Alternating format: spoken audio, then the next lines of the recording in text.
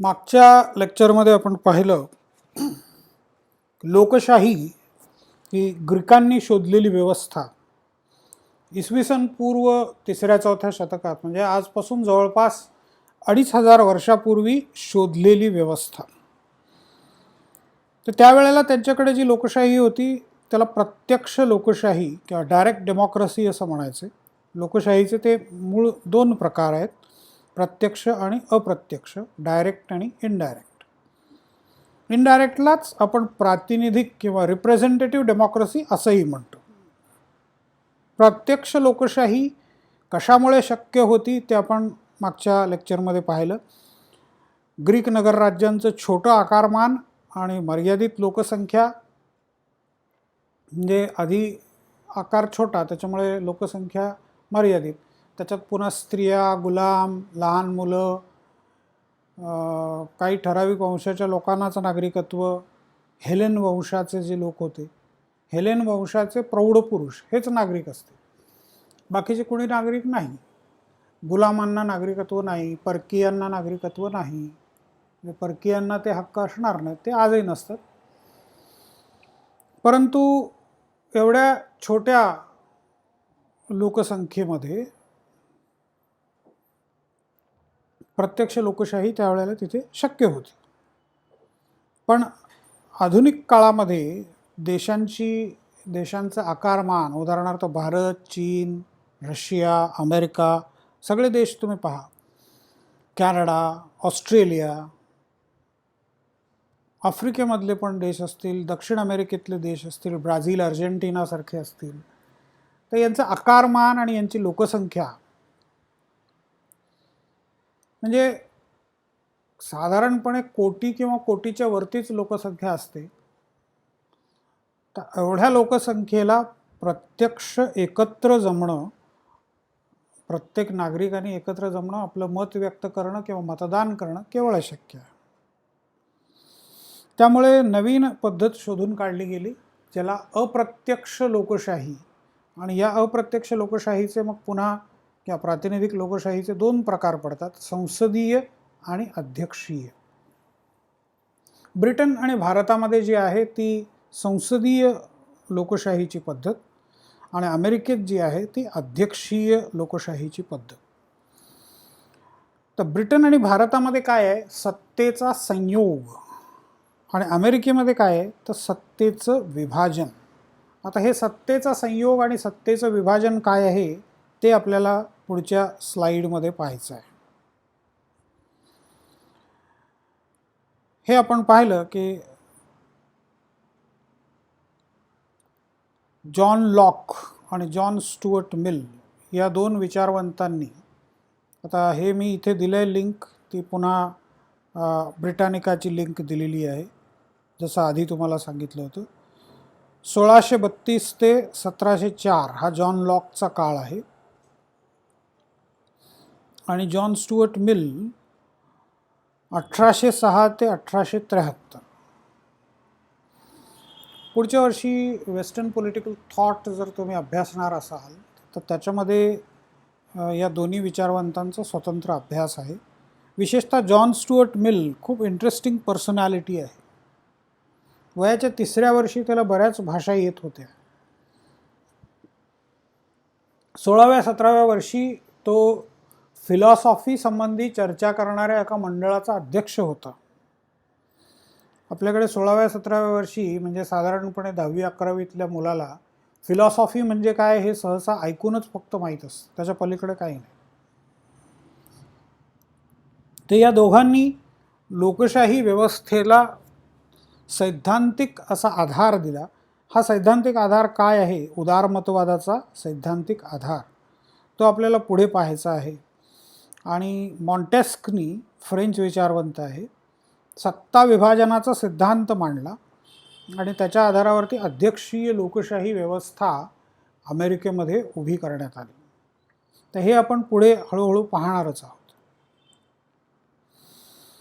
आता fusion of power किंवा सत्तेचा संयोग हे काय आहे ते आपण बघूया आणि मग नंतर दुसऱ्या स्लाइडमध्ये सत्तेचं विभाजन म्हणजे काय ते बघूया.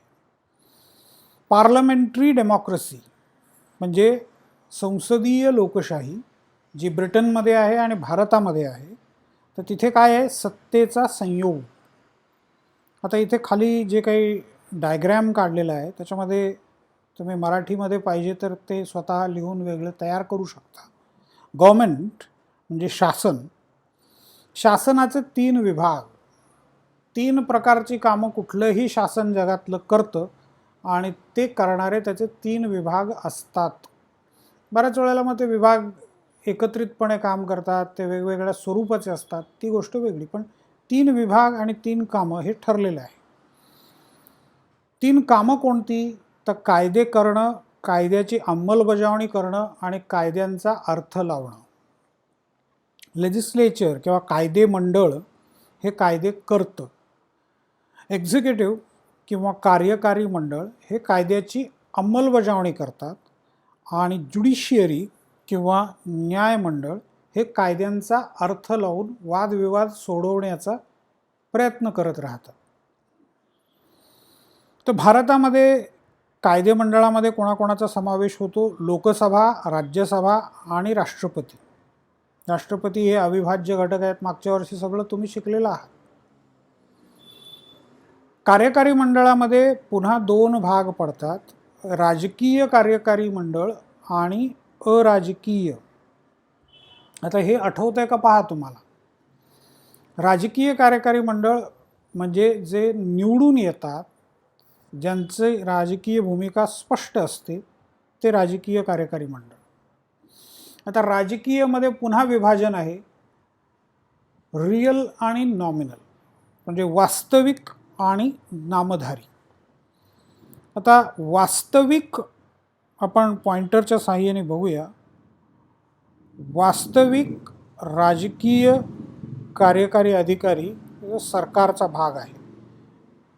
सरकार किंवा शासन, कायदेमंडळ, कार्यकारी मंडळ, न्यायमंडळ. कार्यकारी मंडळाचे 2 भाग, राजकीय आणि अराजकीय. राजकीयचे पुन्हा 2 उपविभाग, रियल म्हणजे वास्तविक आणि नॉमिनल म्हणजे नामधारी. रियल वास्तविक वाचताना असं वाचायचं, वास्तविक राजकीय कार्यकारी अधिकारी कोण आहे, प्राईम मिनिस्टर म्हणजे सध्या PM Modi. President, nominal political executive म्हणजे नामधारी राजकीय कार्यकारी अधिकारी. आता नॉन पॉलिटिकल म्हणजे कोण, तर प्रशासन. तर प्रशासनाला काय म्हणणार आपण, अराजकीय कार्यकारी अधिकारी. हे सरकारचा भाग आहेत. अराजकीय म्हणजे काय, तर ते निवडून येत नाहीत, त्यांना राजकारणामध्ये भाग घेता येत नाही, त्यांना फक्त मतदान करता येतं, कारण ते गुप्त पद्धतीने असतं. हे सगळं मागच्या वर्षी आपण पाहिले, त्याची रिव्हिजन एक प्रकारे आपण करतो आहोत. यांना मतदानाला जाता येतं, निवडणुकीला उभं राहता येत नाही, राजकीय पक्ष स्थापन करता येत नाही, राजकीय पक्षाच्या प्रचारामध्ये जाता येत नाही, कारण यांच्या हातामध्ये प्रचंड सत्ता असते आणि जनतेची सेवा करणं हा यांचा मुख्य हेतू आहे, मुख्य उद्दिष्ट आहे. आणि ते जर एका पक्षाचे होऊन बसले तर निपक्षपातीपणे किंवा त्रयस्थपणे जनतेची सेवा करू शकणार नाहीत. म्हणजे प्रशासक जर शिवसेनेचा असेल तर तो आधी शिवसेनेच्या लोकांचं काम करेल, मग काँग्रेसवाल्यांचं करेल, किंवा काँग्रेसवाल्यांचं करणारच नाही, त्याच्यात अडथळे आणण्याचा प्रयत्न करेल. म्हणजे पक्षाचा आधार घेऊन, आपण एक उदाहरण म्हणून घेतलं तर पक्षाच्या आधाराने तो कार्य करत राहील. तसं होऊ नये म्हणून त्यांना निवडून आणलं जात नाही, ते स्पर्धा परीक्षांच्या माध्यमातून आपल्या सत्तेमध्ये येतात. आणि हे न्यायमंडळ, ज्युडिशियरी. तर भारतामध्ये न्यायमंडळाचे सरळ सरळ 4 या लेव्हल्स आहेत, supreme court, high court, district courts आणि मग त्याच्या खाली आणखीन तालुका आणि ग्रामपंचायत किंवा ग्राम पातळीवरची लोअर कोर्ट्स, कनिष्ठ न्यायालय. फ्युजन ऑफ पॉवर म्हणजे सत्तेचा संयोग, याचा अर्थ काय होतो, legislature and executive are they work together, legislature and executive. पंतप्रधान व्हायचं असेल तर आधी तुम्हाला लोकसभा किंवा राज्यसभेचं सदस्य व्हावं लागतं. लोकसभेमध्ये तुम्ही निवडून आलात, तुमच्या पक्षाला बहुमत मिळालं आणि तुम्ही त्या पक्षाचे नेते आहात, तर तुम्ही प्राईम मिनिस्टर होऊ शकता. प्राईम मिनिस्टर म्हणून काहीही नसताना सुद्धा तुम्हाला नियुक्त करता येतं, पण पुढच्या 6 महिन्यामध्ये आयदर लोकसभा और राज्यसभा इथे तुम्हाला निवडून येणं आवश्यक आहे. पंतप्रधान आणि त्यांचं मंत्रिमंडळ निर्णय घेतात, परंतु त्या निर्णयाला लोकसभा आणि राज्यसभेची संमती, प्रेसिडेंटची सिग्नेचर आवश्यक असते. म्हणजे हे दोन्ही जोडलेले आहेत. पंतप्रधान कधीपर्यंत सत्तेमध्ये राहू शकतात? जोपर्यंत त्यांना लोकसभेमध्ये बहुमत आहे तोपर्यंत ते सत्तेमध्ये राहू शकतात. लोकसभेला, राज्यसभेला पंतप्रधानांना आणि मंत्रिमंडळाला प्रश्न विचारण्याचे अधिकार आहेत. त्यामुळे इथे काय दिसतो तुम्हाला? सत्तेचा संयोग, fusion of power, parliamentary democracy. आता पुढची आहे प्रेसिडेन्शियल फॉर्म ऑफ डेमोक्रेसी. उदाहरण आपण घेणार आहे USA, United states of America. सत्तेचं विभाजन. आपण आता मागे एक नाव पाहिलं होतं, मॉन्टेस्क, फ्रेंच विचारवंत मॉन्टेस्क.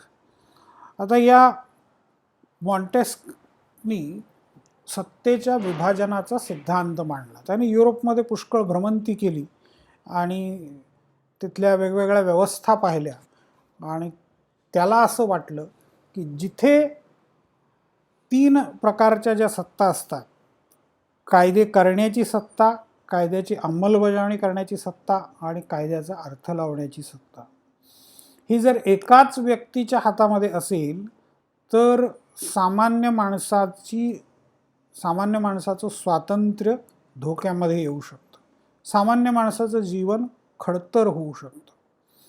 हे जर 3 वेगवेगळ्या व्यक्तींकडे असेल, लेजिस्लेचर, एक्झिक्युटिव्ह आणि ज्युडिशियरी, या 3 पॉवर्स जर वेगवेगळ्या लोकांच्याकडे असतील, म्हणजे कायदे करण्याची सत्ता, अंमलबजावणीची सत्ता आणि अर्थ लावण्याची सत्ता 3 वेगवेगळ्या लोकांच्या हातात असेल, तर एकमेकांवर ते नियंत्रण ठेवतात आणि त्याच्यामुळे शेवटी सामान्य माणसाचं स्वातंत्र्य सुरक्षित राहतं आणि एकूण व्यवस्थेमध्ये न्याय होऊ शकतो.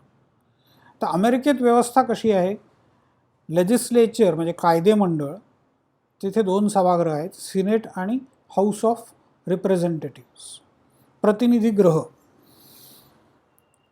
आत्ता तुम्ही सगळं कॅपिटल हिलवरचं सगळं पाहिलं असेल. ट्रम्प यांच्या काळामध्ये झालेली दंगल आणि गोंधळ ते सगळं पाहिलं असेल. तर सिनेट आणि हाऊस ऑफ रिप्रेझेंटेटिव्स यांच्या निवडणुका वेगळ्या होतात. यांना सिनेटमध्ये 6 वर्षांसाठी आणि हाऊस ऑफ रिप्रेझेंटेटिव्समध्ये 2 वर्षासाठी प्रतिनिधी निवडून येतात. त्यांचा आणि प्रेसिडेंटचा काहीही संबंध नसतो. प्रेसिडेंट हा दोन्ही सभागृहाचा सदस्य नाही. प्रेसिडेंटचे इलेक्शन्स वेगळ्या होतात. इथे बहुमत आहे किंवा नाही याच्यावरती प्रेसिडेंटची सत्ता अवलंबून नसते. प्रेसिडेंट एकदा निवडून आल्यानंतर 4 वर्ष सत्तेमध्ये राहतो, जरी इथे त्याचं बहुमत गमावलं तरी. आता इथे बहुमत नसेल तर थोड्या अडचणी त्याला काम करायला येणार, हे निश्चित. पण त्याला राजीनामा द्यावा लागत नाही, कारण प्रेसिडेंटची निवड वेगळी होते आणि सिनेट आणि HR म्हणजे हाऊस ऑफ रिप्रेझेंटेटिव्हच्या सदस्यांची निवड वेगळी होते. तर हे दोन्ही एकमेकांपासून वेगळे आहेत, सेपरेट आहेत. एक्झिक्युटिव्ह आणि ज्युडिशियरी किंवा हे 2 आणि ज्युडिशियरी हे तर पार्लमेंटरी सिस्टीममध्ये पण सेपरेटच आहे. न्यायव्यवस्था किंवा न्यायव्यवस्थेचं स्वातंत्र्य हा लोकशाहीचा मोठा आधार मानला जातो. तर न्यायव्यवस्था अमेरिकेतही स्वतंत्र आहे किंवा प्रेसिडेन्शियल सिस्टीममध्ये पण स्वतंत्र आहे. तर हे झाले अप्रत्यक्ष लोकशाहीचे 2 प्रकार आणि त्यांच्या व्यवस्था. आता आपल्याला या मॅपमध्ये पाहायचं आहे की कुठे कुठे प्रेसिडेन्शियल सिस्टीम आहे, कुठे संसदीय पद्धती आहे, म्हणजे अध्यक्षीय पद्धती कुठे, संसदीय पद्धती कुठे आणि मुख्यतः बघायचं ते कॉन्स्टिट्यूशनल मोनार्की कुठे आहे, घटनात्मक राजेशाही कुठे आहे. आता अंदाजाने तुम्ही ओळखू शकता, हे अमेरिका आहे, हा कॅनडा आहे, हा मेक्सिको आहे, आणि ही सगळे मध्य अमेरिका आणि ही सगळी दक्षिण अमेरिका. तर बहुतेक सगळी दक्षिण अमेरिका, इथे 2 स्पॉट वेगळे आहेत फक्त, आणि उत्तर अमेरिकेमध्ये अमेरिका आणि मेक्सिको इथे सगळीकडे अध्यक्षीय पद्धत आहे. आता ही रेडमध्ये कॅनडा आहे, तोच रेड तुम्हाला इथे स्पेनमध्ये दिसतोय, तोच रेड कलर तुम्हाला इंग्लंडमध्ये दिसतोय, तोच तुम्हाला इथे नॉर्वे आणि स्वीडनमध्ये दिसतोय, आणि तोच रेड तुम्हाला इथे ऑस्ट्रेलियामध्ये आणि न्यूझीलंडमध्ये पण दिसतोय. तोच रेड तुम्हाला इथे मलेशियामध्ये पण दिसतोय, थायलंडमध्ये पण दिसतो. आता हे रेडचा अर्थ काय होतो? कॉन्स्टिट्यूशनल मोनार्की, घटनात्मक राजेशाही. या सगळ्या ठिकाणी राजा आहे, पण राजा अनिर्बंध सत्ता उपभोगू शकत नाही, घटनेच्या नियमांप्रमाणे त्याला सत्ता गाजवता येते. तर हे अध्यक्षीय, हे कॉन्स्टिट्यूशनल मोनार्की, आणि हा जो कलर आहे हे तुम्ही ओळखू शकता की हे संसदीय व्यवस्था आहे, पार्लमेंटरी सिस्टीम. भारतामध्ये पार्लमेंटरी सिस्टीम आहे, नेपाळमध्ये पार्लमेंटरी सिस्टीम आहे, बांगलादेशमध्ये पार्लमेंटरी सिस्टीम आहे, पाकिस्तानमध्ये ती तशीच आहे, सोमालियामध्ये आहे, इथिओपियामध्ये आहे, बाकी सगळ्या ठिकाणी वेगवेगळ्या. आता ही जी सिस्टीम आहे ही संमिश्र व्यवस्था आहे. हा रशिया, त्यानंतर हे मोरोक्को, लिबिया वगैरे इथे, किंवा हा इजिप्त आहे, तर इथे संमिश्र व्यवस्था आहे, अध्यक्षीय आणि संसदीय पद्धती, सेमी प्रेसिडेन्शियल सिस्टीम असं म्हणतात. म्हणजे अध्यक्ष आणि पंतप्रधान दोघांनाही सत्ता वाटून दिलेली आहे, ही वेगळीच व्यवस्था आहे. तर अशा साधारणपणे 3 प्रमुख व्यवस्था तुम्हाला दिसतात. आणखीन तुम्ही हे प्रेझेंटेशन व्यवस्थित पाहू शकता, आणि कुठे कुठे कुठल्या कुठल्या प्रकारची व्यवस्था आहे ते डिटेल्स दिलेले आहेत. आत्ता आपल्याला जेवढं आवश्यक आहे तेवढंच आपण इथे पाहतोय. घटनात्मक राजेशाही. तर एवढ्या सगळ्या देशांमध्ये राजे आहेत. आता यातले बरेच छोटे छोटे बेटांचे देश आहेत, त्यांची नावं कदाचित तुम्ही पहिल्यांदाच वाचत असाल, परंतु काही मोठे देश, उदाहरणार्थ ऑस्ट्रेलिया, बेल्जियम, भूतान छोटा देश आहे परंतु आपला शेजारी, त्यामुळे तुम्ही नाव ऐकलेलं आहे, कॅनडा, डेन्मार्क, जमैका, क्रिकेटमुळे तुम्ही ऐकलं असेल, जपान, जॉर्डन, कुवेत, तेल संपन्न देश, लक्झमबर्ग, युरोपमधला अतिशय छोटासा देश, Malaysia, Morocco, Netherlands, New Zealand, Norway, Spain, Sweden, Thailand, United Arab Emirates UAE, आणि युनायटेड किंगडम म्हणजे इंग्लंड किंवा ब्रिटन याला म्हणतो आपण. तर या सगळ्यांना घटनात्मक राजेशाही आहे. या सगळ्या लिंक्स आहेत, ती लिंक क्लिक झाल्यामुळे मोनार्की ऑफ कॅनडामधली मोनार्कीचं विश्लेषण जिथे आहे ते पेज ओपन झालं. तर या सगळ्या ठिकाणी मोनार्की आहे, राजेशाही व्यवस्था आहे. जपानचा राजा आहे, जॉर्डनचा राजा आहे, कुवेतचा राजा आहे, UAEचा राजा आहे, इंग्लंडचा राजा म्हणजे राणी आहे प्रत्यक्षात तिथे, स्पेनचा राजा आहे, ऑस्ट्रेलिया, कॅनडा, न्यूझीलंड हे ब्रिटनच्या राणीलाच आपली राणी मानतात. ब्रिटनमध्ये जो राजा किंवा राणी असेल तोच ऑस्ट्रेलिया किंवा कॅनडा किंवा न्यूझीलंडमध्ये, इथे न्यूझीलंड आहे, न्यूझीलंडमध्ये राणी म्हणून मानली जाते. तर घटनात्मक राजेशाही ही पण एक व्यवस्था आहे. राजा हा नामधारी प्रमुख असतो. हे समजण्यासाठी म्हणून मी जगाचा मॅप दिला आहे. सगळ्यात मोठा देश रशिया, आणखीन काही मोठे देश बघा, USA, कॅनडा, USA इथे पण आहे अलास्कामध्ये, आणि इकडे हवाई आयलंड्समध्ये पण आहे, आणि इकडे प्युर्टो रिको म्हणून छोटंसं दिसेल तुम्हाला, USA इथे दिसतं तुम्हाला USA. ब्राझील मोठा देश आहे, अर्जेंटिना आहे, चिली आहे, ऑस्ट्रेलिया आहे, भारत, चीन, कझाकस्तान, मंगोलिया, इथे तुम्हाला नॉर्थ आणि साऊथ कोरिया छोटेसे देश दिसतील. हा सगळा जपानचा भाग आहे. आणि आफ्रिकेतले देश साधारणपणे एकसारख्या आकाराचे तुम्हाला दिसतील. थोडासा मोठा आहे तो डेमोक्रॅटिक रिपब्लिक ऑफ काँगो, बाकीच्यांच्यापेक्षा थोडा मोठा. सुदानचे 2 तुकडे झाले, सुदान आणि साऊथ सुदान, हे अलीकडचं आहे. आणि मग हे युरोप आहे सगळं. याच्यामध्ये जर्मनी सगळ्यात मोठा आहे, त्याच्या खालोखाल तुम्हाला फ्रान्स दिसेल, त्याच्या खालोखाल तुम्हाला स्पेन दिसेल, इथे स्वीडन आहे, नॉर्वे आहे, फिनलंड आहे, आणि हे इंग्लंड, युनायटेड किंगडम, आणि हा आयर्लंड आहे. इथे वरचा जो तुकडा आहे तो नॉर्दर्न आयर्लंड आहे, तो युनायटेड किंगडमचा भाग आहे.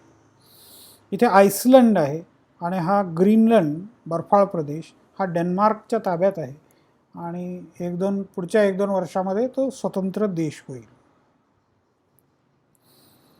तर हे साधारणपणे जगाचं स्वरूप आहे. ते दाखवण्यासाठी मी वर्ल्ड मॅप ठेवलेला होता. आता जसं मगाशी आपण ब्रिटानिका संबंधी पाहिलं, तसं दुसरं एक हे वर्तमानपत्र म्हणा किंवा मॅगझिन आहे, दर आठवड्याला प्रकाशित होतं, इकॉनॉमिस्ट. आता या इकॉनॉमिस्ट हे जे त्याचा लोगो आहे, तुम्ही हा लोगो निश्चित पाहिला असेल. त्याच्यावर क्लिक केलं तर तुम्हाला इकॉनॉमिस्टच्या साईटवरती तुम्ही जाल. तर इकॉनॉमिस्ट हे ब्रिटनमधून प्रकाशित होणारं मॅगझिन आहे, वीकली त्याचं एडिशन निघते, आणि याच्या साईटवरती सुद्धा तुम्हाला बऱ्याच माहितीपूर्ण गोष्टी दिसतील. तर या इकॉनॉमिस्टनी त्यांचं एक इंटेलिजन्स युनिट आहे. इंटेलिजन्स याचा अर्थ माहिती. इथे आपल्याला शब्दाचा अर्थ काय करायचा, इंटेलिजन्स म्हणजे बुद्धिमत्ता, बुद्धिमान असणं. इंटेलिजंट म्हणजे बुद्धिमान. पण इंटेलिजन्स युनिट जेव्हा म्हणतो तेव्हा माहिती गोळा करणारे, संशोधन करून माहिती गोळा करणारा ग्रुप, असा त्याचा अर्थ होतो. We work with our clients to help them navigate the increasingly complex global environment, to analyze political and economic developments, forecast economic trends, and understand country-specific regulations and business practices. म्हणजे काही multinational कंपन्या असतील किंवा काही शासन व्यवस्था असतील, तर त्यांना जर दुसऱ्या देशांमध्ये जाऊन व्यापार करायचं आहे, दुसऱ्या देशांमध्ये जाऊन काही रिलेशन डेव्हलप करायचे आहेत, तर तिथली सगळी माहिती, त्याला जिओ पॉलिटिकल इन्साईट असं म्हणतात. आता इथे मला वाटतं एक फॉर्म असणार आहे कदाचित, येस. तर या फॉर्म भरून तुम्ही कंपनी नेम, ते बघा, कंपन्या किंवा कुठल्या कंपनी, कुठल्या प्रकारची इंडस्ट्री आहे. ॲकॅडमिक म्हणजे युनिव्हर्सिटीजना दुसऱ्या देशांमध्ये जाऊन कॉलेजेस स्थापन करायचे असतात किंवा युनिट्स वेगवेगळी स्थापन करायची असतात. तर या सगळ्यांना हे बिझनेस इंटेलिजन्स थोडक्यात त्याला म्हणतात. तर बिझनेस इंटेलिजन्स पुरवण्याचं काम इकॉनॉमिस्ट इंटेलिजन्स युनिट करतं. तर त्यांनी एक डेमोक्रेसी इंडेक्स मॅप फॉर 2020, म्हणजे डेमोक्रेसी किती आहे आणि कुठे कुठे आहे आणि कशी आहे ते दाखवण्याचा प्रयत्न केलेला आहे. तर इथे बघा की फुल democracies, flawed democracies, hybrid regimes आणि ऑथॉरिटेरियन रिजिम्स आणि नो डेटा, बेसिकली 5 विभाग केलेले आहेत. फुल डेमोक्रेसीज त्याने 9.1, 9.01 to 10 पॉईंट दिलेले आहेत, आणि त्याच्या खाली आता इथे आपण हे क्लिक करूया. 8.01 to 9 म्हणजे फुल डेमोक्रेसीज, म्हणजे जिथे मॅक्झिमम डेमोक्रेसी आहे. तर अगदी डार्क ग्रीन आणि थोडासा लाईटर शेड, तर तुम्हाला ही कॅनडामध्ये दिसते डार्क ग्रीन. म्हणजे मॅक्झिमम डेमोक्रेसी कुठे आहे जगामध्ये, तर कॅनडामध्ये आहे. इथे 3 देश दिसत आहेत, नॉर्वे, स्वीडन आणि फिनलंड. तर इथे तुम्हाला मगाचा वर्ल्ड मॅप जो आहे तो कामाला येईल. नॉर्वे, स्वीडन आणि Finland. Canada, Norway, Sweden, Finland. त्याच्यानंतर मला वाटतं बऱ्यापैकी इतकी चांगली डेमोक्रेसी किंवा डेमोक्रॅटिक सिस्टीम ही दुसरीकडे कुठे दिसत नाही आहे. इथे हे 8.01 to 9 सगळीकडेच दिसतं आहे, पुष्कळ ठिकाणी दिसतं. म्हणजे अमेरिकेत ते आहे, या ठिकाणी दिसतं आहे. व्हेनेझुएला असणार नाही हे, एक मिनिट. कोलंबिया आणि इक्वेडोर विशेष आहे. कोलंबिया आणि इक्वेडोर इथे डेमोक्रेसी. त्याच्यानंतर फ्लॉड डेमोक्रेसी, हे फ्लॉडमध्ये येतं आहे, करेक्ट. तर भारतसुद्धा त्याच्यामध्येच आहे. मंगोलिया पण त्याच्यामध्येच आहे. युरोपातले बरेचसे देश पण या सेकंड कॅटेगरीमध्ये येतात. म्हणजे लोकशाही आहे पण त्याच्यामध्ये थोडीशी गडबड आहे.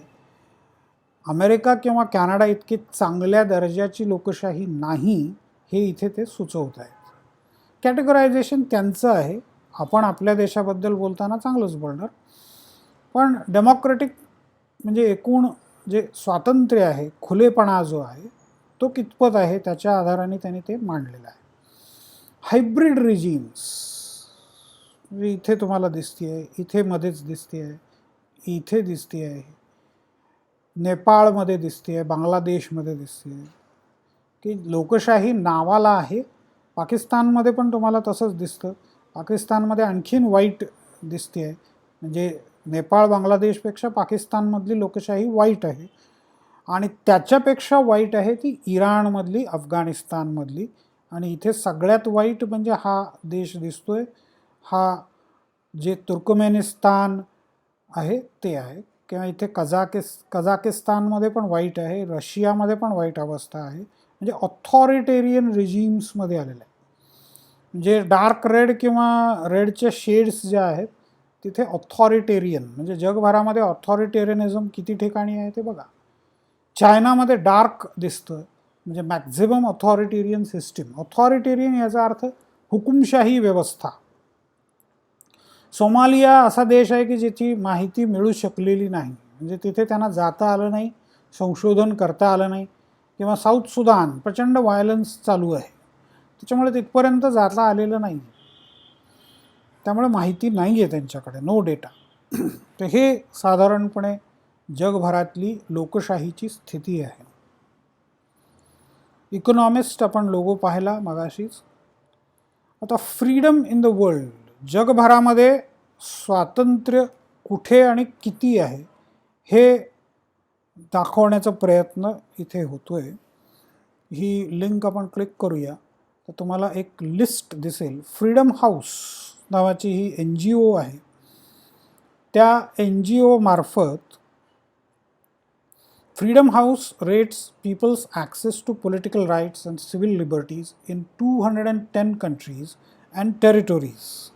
कंट्रीज साधारणपणे 198-200 आहेत, बाकीचे इंडिपेंडंट टेरिटोरीज आहेत, dependent territories. Through its annual Freedom in the World report, individual freedoms ranging from the right to vote to freedom of expression and equality before the law can be affected by state or non-state actors. Click on a country name below to access the full country narrative report. आता हे तुम्ही नंतर सावकाश करू शकता. ही link click केल्याबरोबर त्यांचा report तुम्हाला बघायला मिळेल. आपण एक उदाहरण बघूया. Open link in a new tab. Finland.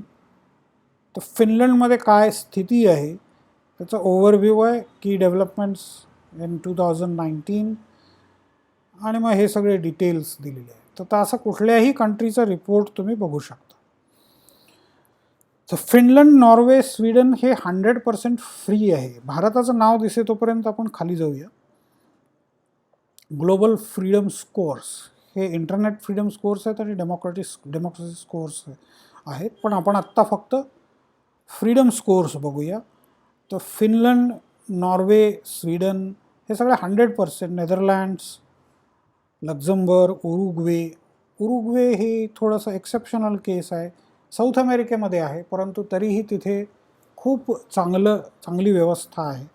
दक्षिण अमेरिकेमध्ये असं म्हणतात की उरुग्वे हा आयडियल देश आहे की जिथे क्राईम रेट सगळ्यात कमी आहे आणि स्वातंत्र्य खूप चांगलं आहे.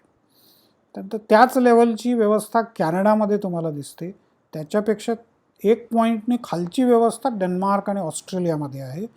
अजूनही USA नाव आलेलं नाही आहे किंवा UKचं नाव आलेलं नाही आहे, हे लक्षात घ्या, कारण तिथे क्राईम रेट खूप मोठा आहे आणि गव्हर्मेंट कंट्रोल हळूहळू वाढताना दिसतोय. तर Ireland, New Zealand, Switzerland, Japan, Belgium, जर्मनीमध्ये पण फ्रीडम चांगल्या प्रकारचं आहे. युनायटेड किंगडम 94 वरती आलं आहे.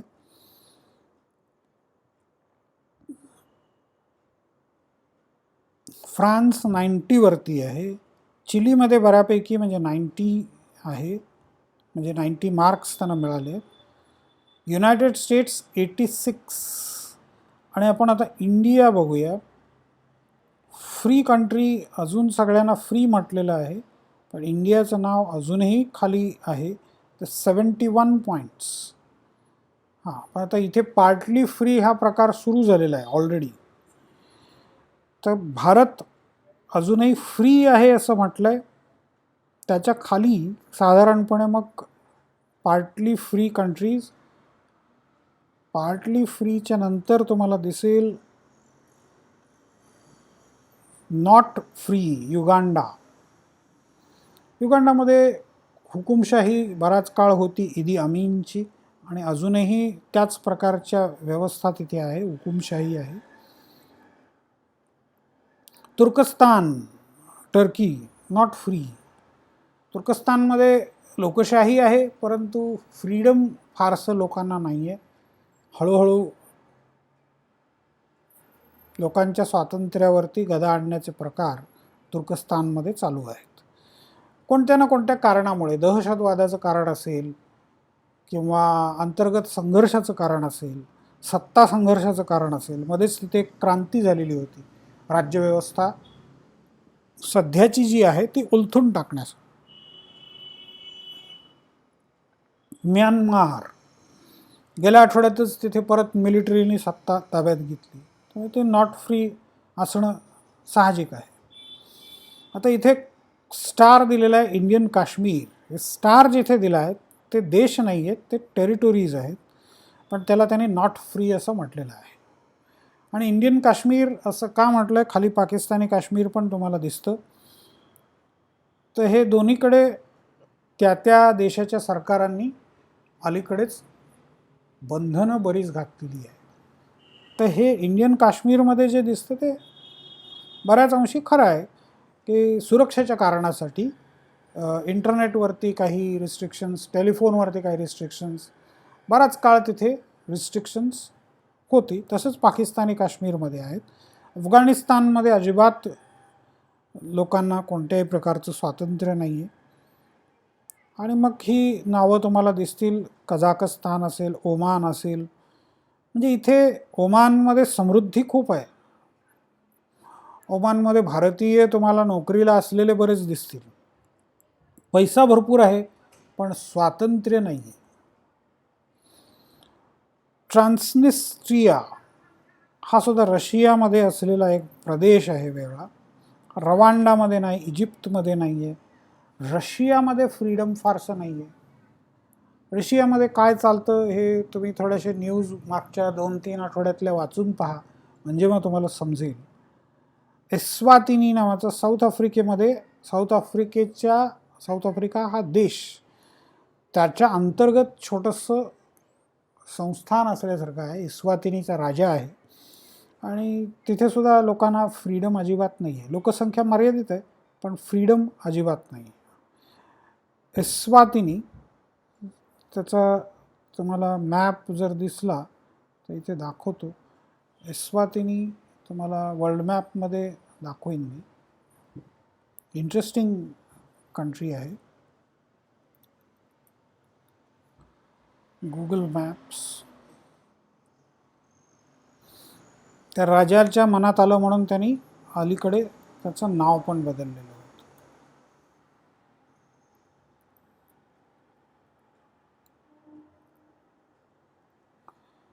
एस्वातिनी.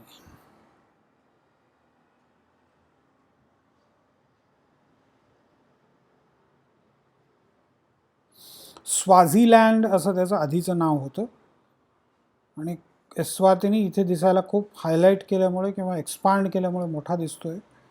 हा किती छोटा देश आहे आणि कुठे आहे ते बघा. साऊथ आफ्रिकेमध्ये हा लिसोथो हा एक तुकडा आहे आणि एस्वातिनी हा दुसरा तुकडा आहे. साऊथ आफ्रिका या देशामध्ये हा एवढासा छोटासा तुकडा आहे. तर तिथे सुद्धा स्वातंत्र्य फार नाही आहे. एस्वातिनीच्या कथा तुम्हाला बऱ्याच वाचायला मिळतील तुम्ही नेटवरती शोधलत तर.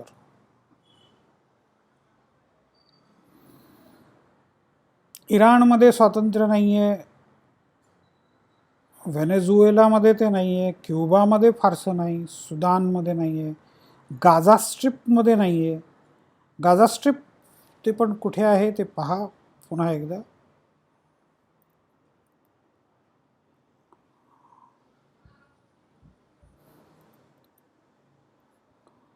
गाझा क्लिक झालंय.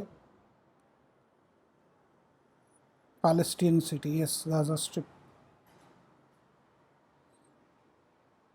हा गाझा स्ट्रिपचा भाग आहे.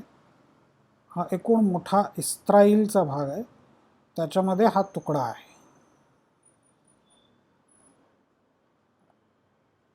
इस्रायलमध्ये हा गाझा स्ट्रिप आणि हा वेस्ट बँक.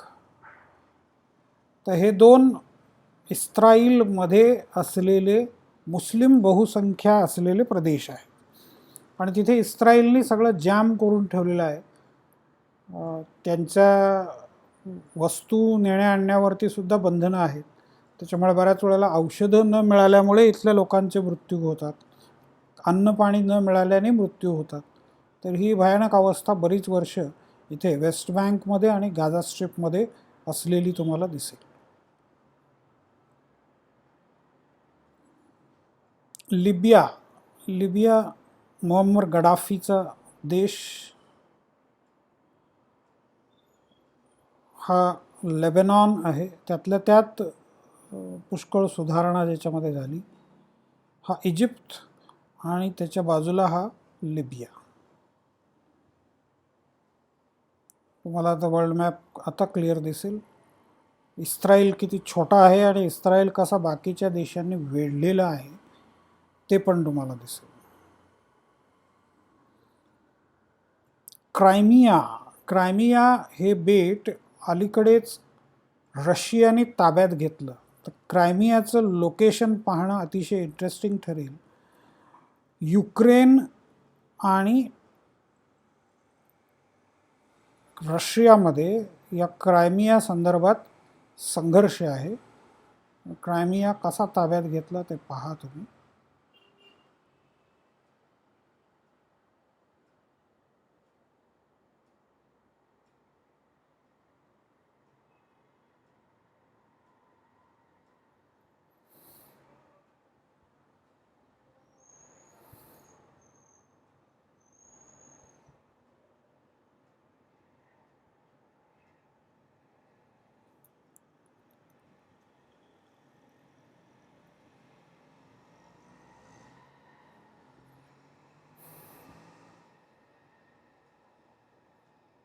क्रायमिया रशिया म्हटल्यानंतर तुम्हाला आता दिसेल.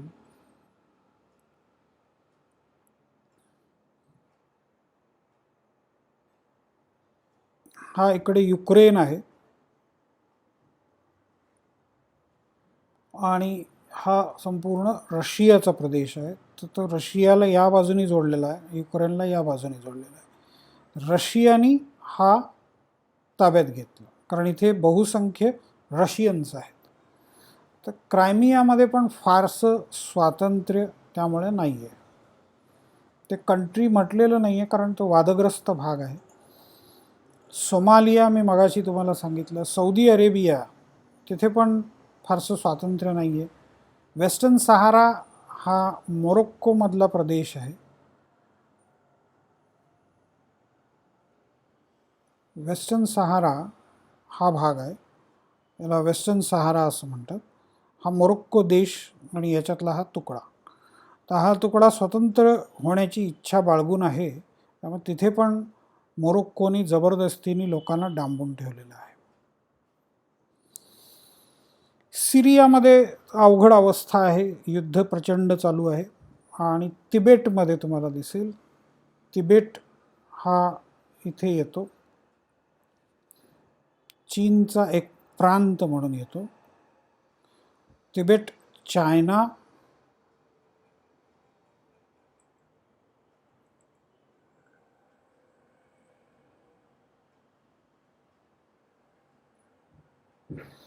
तो स्वतंत्र भाग दाखवला जात नाहीये.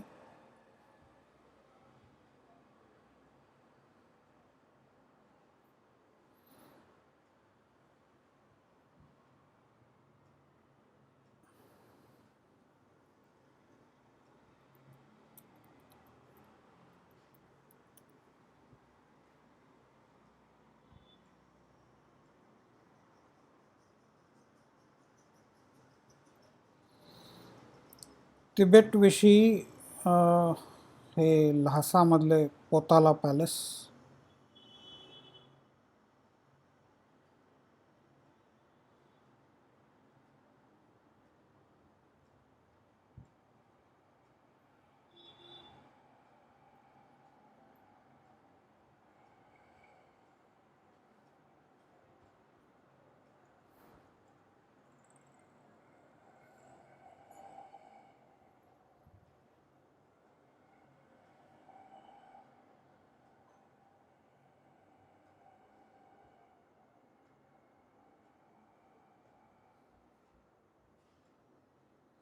Tibet autonomous region.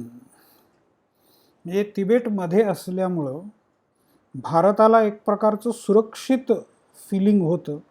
हा सगळा तिबेटचा भाग आहे आणि भारताच्या मध्ये, भारत आणि चीनच्या मध्ये हा असल्यामुळे एक प्रकारे बफर स्टेट होतं. तर हा सगळा प्रांत ताब्यात घेऊन चीननी थेट आपल्या सीमेवरती धडक मारलेली होती. त्यामुळे तो आपल्यासाठी खूप वाईट गोष्ट घडलेली आहे, चीननी तिबेटला ताब्यात घेणं. तिबेटियन लोकांसाठी पण ते अतिशय दुर्दैवाची गोष्ट म्हटली जाते. इथे तुम्हाला आणखीन क्लिअर दिसेल, भूतान एका बाजूला आहे.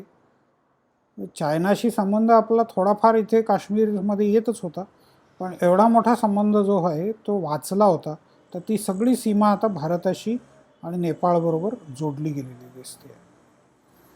तर तिबेटमध्येही लोकशाही किंवा स्वातंत्र्य अजिबात नाही आहे. जबरदस्तीने सर्व व्यवस्था चालवली जाते. म्हणजे साऊथ सुदानमध्ये तर व्हायलन्समुळे -2पर्यंत गेलेलं आहे. तर हे तुम्ही प्रत्येक देशासंबंधीची माहिती व्यवस्थित वाचू शकता, डिटेल्समध्ये जाऊ शकता. तुमचा इंटरेस्ट किती आहे त्याप्रमाणे तुम्ही करू शकता. तर इथे आपली लोकशाहीची निम्मी चर्चा पूर्ण झाली. आता लोकशाही यशस्वी होण्यासाठी कोणकोणते घटक गरजेचे आहेत ते पुढच्या लेक्चरमध्ये आपण पाहू.